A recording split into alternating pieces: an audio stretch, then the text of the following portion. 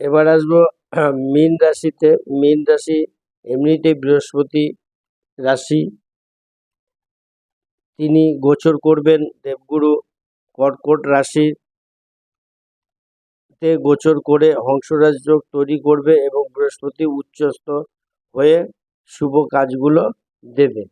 এবার বৃহস্পতির গোচরের ফলে মীন রাশির জন্য আশীর্বাদ হবে, জমি বাড়ি নতুন যানবাহন কেনার প্রবল সম্ভাবনা থাকবে, পৈতৃক সম্পত্তি সংক্রান্ত পুরনো বৈবাহিক বিবাদের সমাধান হবে, পরিবারের কোনো শুভ ঘটনা বাড়িতে ঘটবে, নতুন সরকারি চাকরির যোগ তৈরি হবে 2027 জুনের পর্যন্ত।